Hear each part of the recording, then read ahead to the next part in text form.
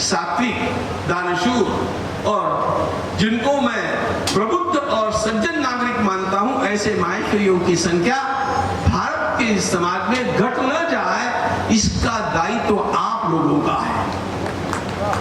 इसलिए पुष्कर राज की भूमि पर आप संकल्प करके जाइए कि मैं समाज की सुरक्षा के लिए काम करूंगा। बहुरों के लिए काम होता रहेगा, वो अपने आप ही हो जाएगा। समाज की सुरक्षा, समाज का भविष्य, लव जिहाद जैसी त्रासदी से मुक्ति और हमारे समाज की संख्या में वृद्धि, ये सारे आप लोगों के सामने संकल्प होने चाहिए।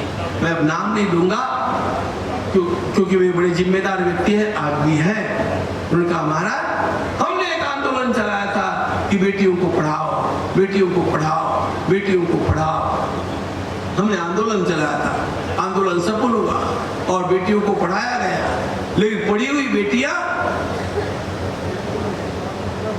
उन्होंने स्वयं जल्दी विवाह करने से इनकार कर दिया, बच्चे होने से इनकार कर दिया। ये क्या हो गया? ये पढ़ाई का परिणाम है, ये दुर्बुद्धता का परिणाम है।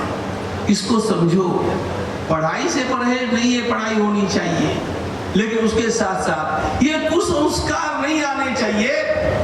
ये बात ध्यान में ला करके देनी चाहिए कि मेरे होने वाले बालक मेरी लायबिलिटी नहीं होती है, वो मेरे एसेट होते हैं, वो मेरी सच्ची संपत्ति होती है। और इसलिए बालकों की संख्या माहेश्वरी परिवारों में बढ़ाते जाइएगा, यही आपके कल्याण की बात है।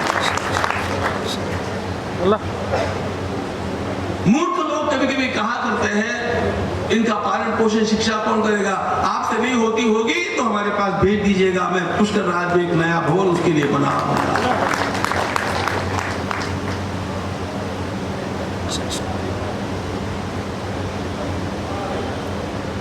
ये बोर्ड लगाने उसका पावर, हमारे धर्माचार्यों को ये काम करना चाहिए। ये बेटी लगा दी, वो बेटी लगा दी।